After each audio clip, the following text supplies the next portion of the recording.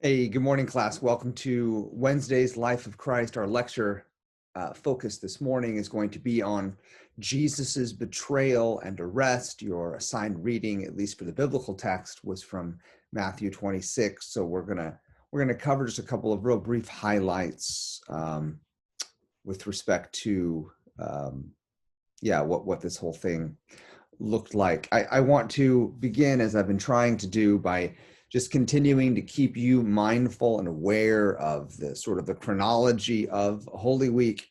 We have reached, in terms of the betrayal and the arrest, the absolute latest part of Thursday. And I just want to reiterate, as I did on with Monday's class, this is a day of the Last Supper. This is the day of the Upper Room Discourse. This is a very long and arduous and emotional day, not just for Christ, but for his disciples.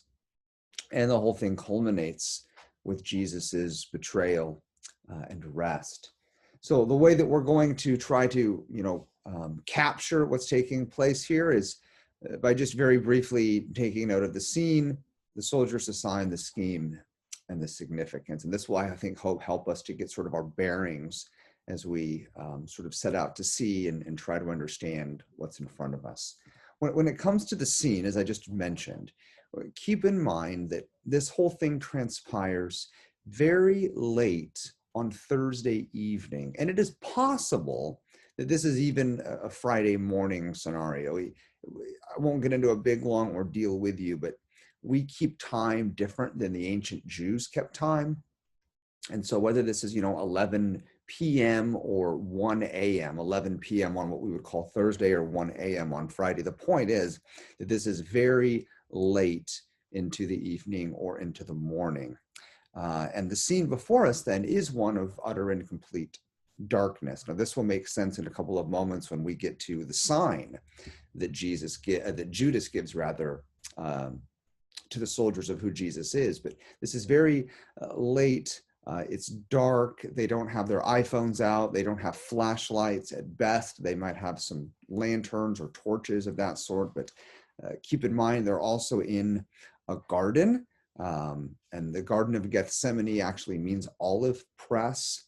And I bring that up simply to say that there's all kinds of foliage around that would be sort of blocking the light of the moon and those sorts of things. So, this is dark. Keep that in mind. Not only that, when you're talking about the soldiers, there's this entourage that appears, and the text informs us very specifically that when it comes to the Jewish religious leaders, they are the ones who show up, and they have absolute hatred for Jesus. But there's also two other groups. So, you look at this entourage that really is composed of three different groups. On the one hand, again, you have the Jewish religious leaders who just, despise Jesus. You also have Roman soldiers, and the language that the gospel writers use let us know that this is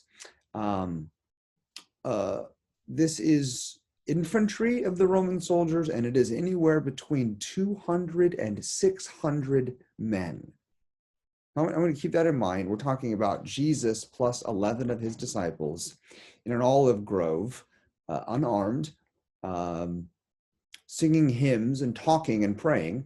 And you've got a handful of Jewish religious leaders who show up, and then you have a band of Roman soldiers neighboring in the hundreds, perhaps north of 600 men. And then the third group that you have, of course, is Judas, who is the betrayer. So it's difficult, but maybe picture the scene of it being dark. The only light that you have is the moon. You, as a disciple of Jesus, are exhausted. You've already been falling asleep. Jesus has been commanding you to pray. You're tired. You just had a big Thanksgiving dinner, or in this case, a big Passover dinner, right? The turkey's in your veins. You're spent. You've got nothing left. And then all of a sudden you start hearing clatter. You start hearing commotion. You can start to see all these lights. And again, you got to remember, we're talking hundreds and hundreds and hundreds of Roman soldiers and other men all carrying torches and lights with them. You're going to be able to see them coming from quite a ways. And yeah, this is intense. That's the point that I'm trying to make with you. So Judas and the entourage of Roman soldiers, as well as the Jewish religious leaders, they finally make their way to the place in the garden where Jesus and his disciples are.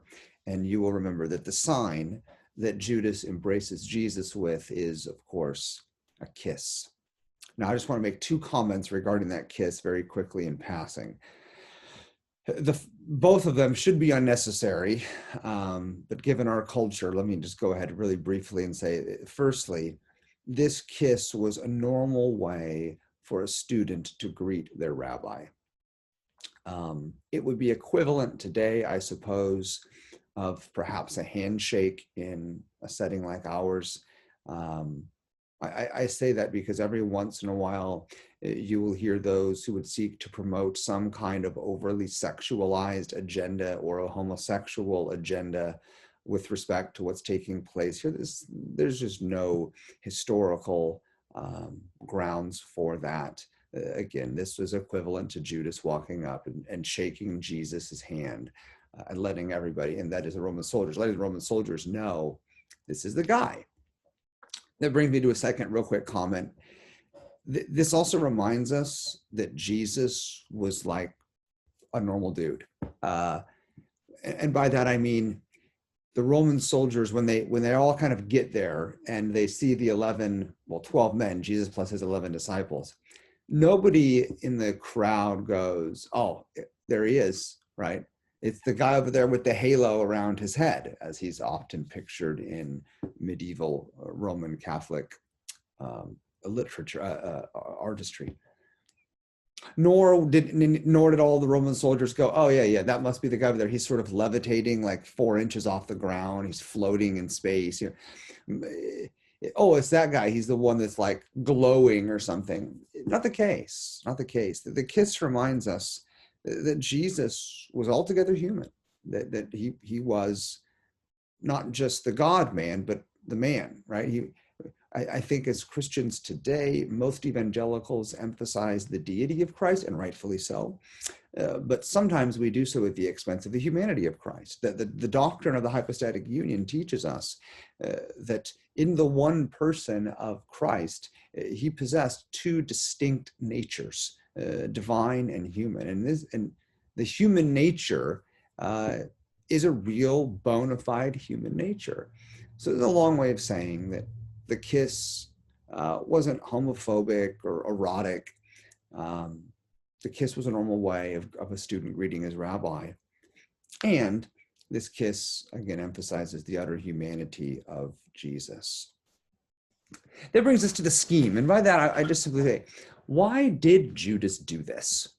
Why did Judas, betray Jesus? And there's a couple of ideas that are put forward. I think Stein lays out at least these 3 in the readings that you should have done. The first is that Judas was helping Jesus get to the cross, right? Judas is just a really nice guy. He's actually, on Jesus's team and just really wants to make sure that this whole cross thing happens. And so Judas is sort of like stoking the fire and sort of pushing this whole thing forward. That's a theory. There's nothing in the biblical text that would lend credence to that sort of idea. Secondly, Judas was upset or disturbed by Jesus's teaching.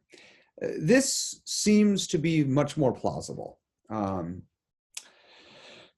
We don't know exactly what this is or what would have caused Judas to become disillusioned, but it seems probable, considering just sort of the denseness and daftness of the disciples that we see, particularly throughout Mark's gospel, but through all of the gospels. The disciples of Jesus just don't get it.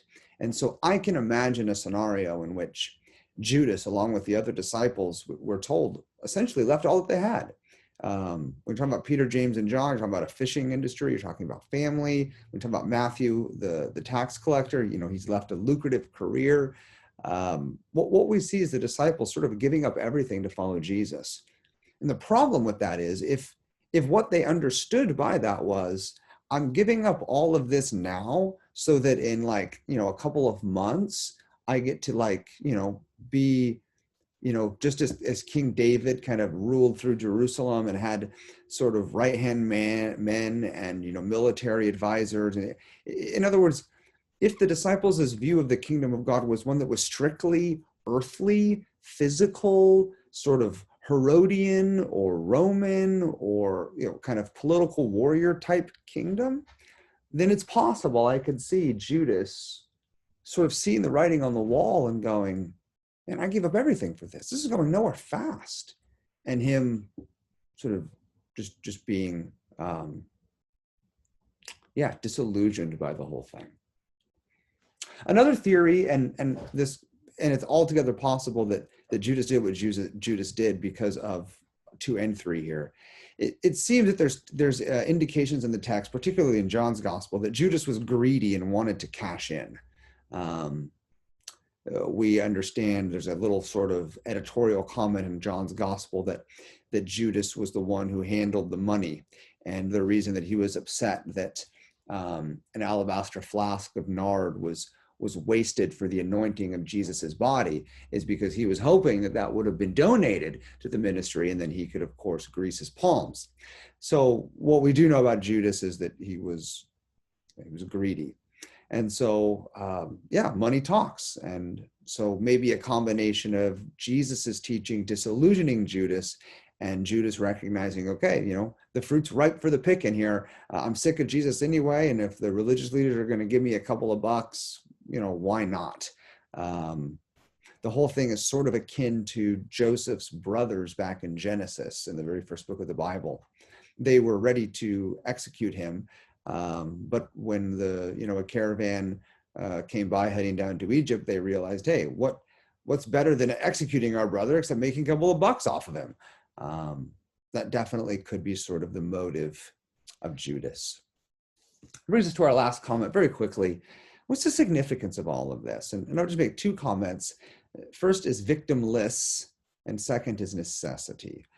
What I mean by victimless is that we do not want to read the account of the betrayal and the arrest as if Jesus is a victim. Jesus was no victim. We're told in Matthew 26, verses 52 and 53, that he could have leveraged heaven and earth to stop this. Jesus could have called down a legion of angels had he so desired. We cannot have this picture of a limp-wristed, weak Jesus who is just sort of caught in the throes of political machinations, and that this whole thing sort of unconsciously and unknowing to himself sort of blew up in his face, and now he finds himself at odds with the Roman soldiers and the religious leaders of the Jewish state. Not true at all. Jesus is no victim. And then finally, the whole necessity of this, the cross wasn't just a possibility, it was a certainty. The cross was going to happen. And the cross was going to happen because this is what God had ordained. And this is made explicit in Matthew 26, verse 54. Right after Jesus says in verse 53, do you think that I cannot appeal to my Father and he will at once send me more than 12 legions of angels, right? Jesus is no victim. He immediately says, but how then should the scriptures be fulfilled that it must be so?